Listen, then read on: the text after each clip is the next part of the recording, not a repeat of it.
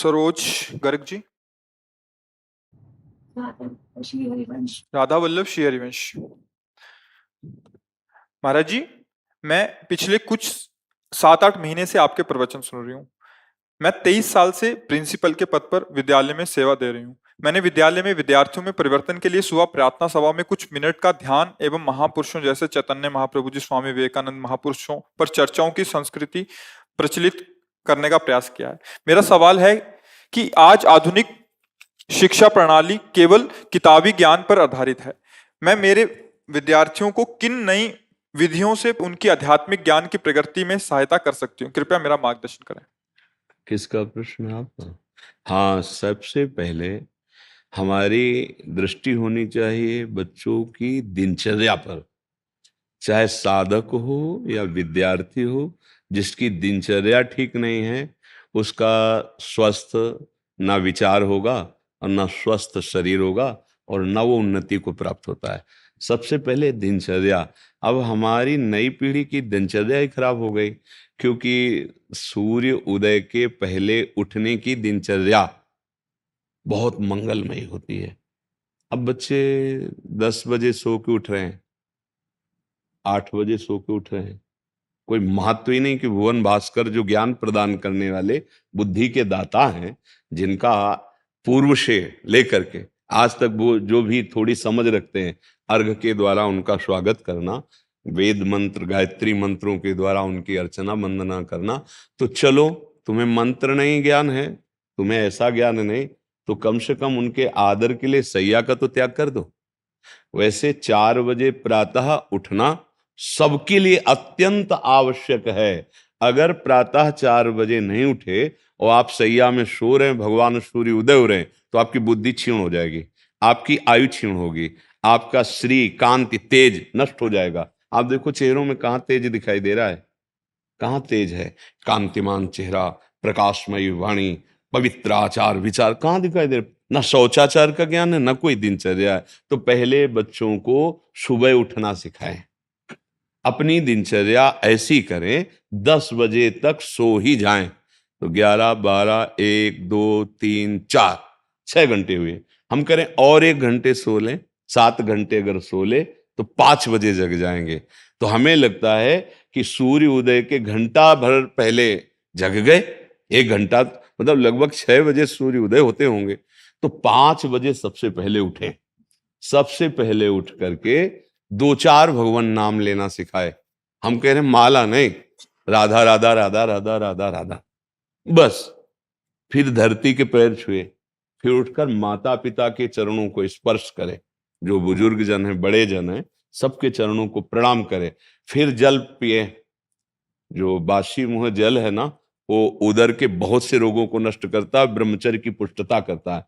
फिर थोड़ा टहल कर शौच जाए, फिर स्नान आदि करे, फिर 10 मिनट दंड बैठक, बच्चे हैं ना, 10 मिनट आसन और 10 मिनट बैठकर प्राणवायु का संशोधन, अनुलोम विलोम, ऐसे मतलब 30 मिनट वो समय इसमें लगावे। फिर इसके बाद जैसे हम शास्त्र स्वाध्याय करते हैं, वैसे अपनी वो दिनचर्या में जो स्कूल में पढ़ाया गया है, वो बिल्कुल स्मृति में बैठ जाएगा, स्मृति में।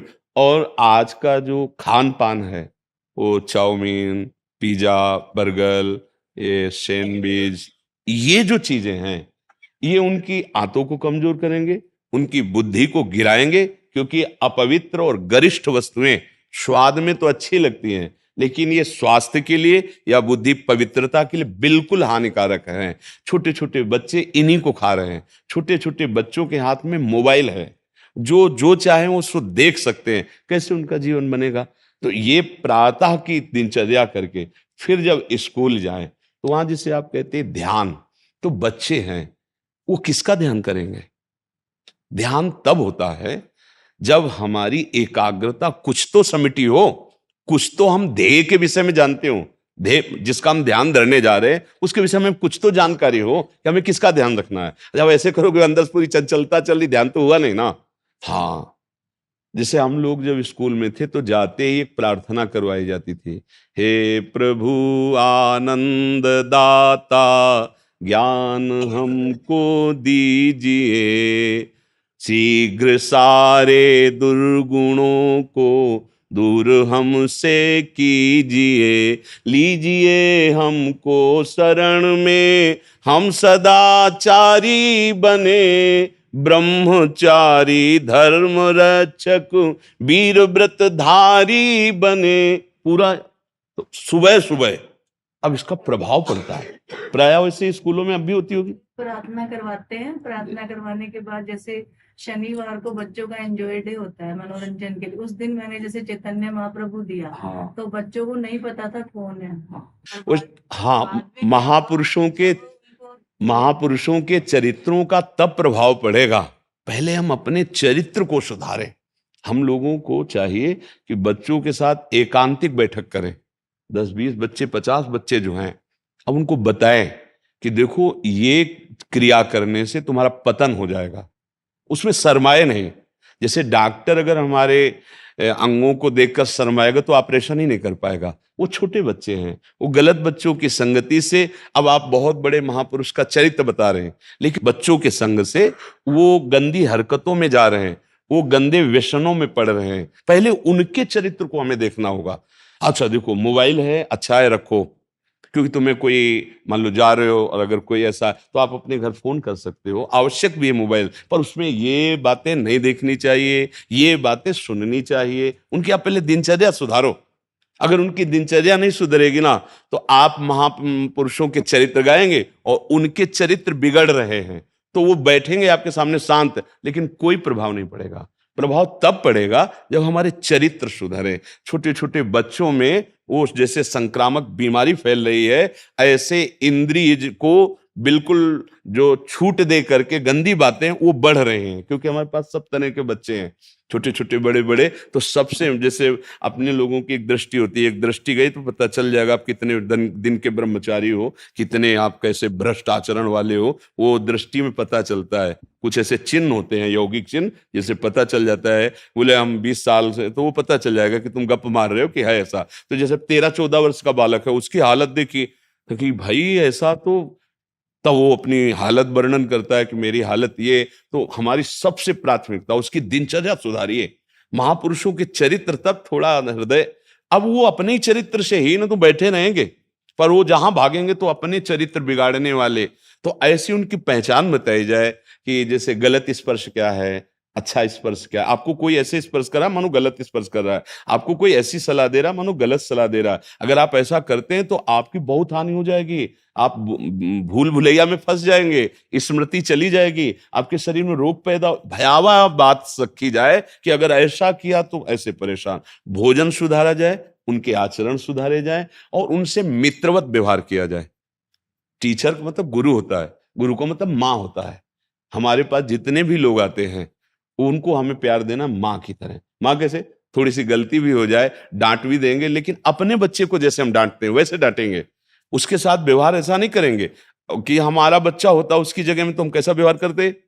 पहले अपने से प्रश्न करना चाहिए कि अगर मेरा बच्चा होता और वो हमारे साथ ऐसा व्यवहार करता तो हम कैसे करते।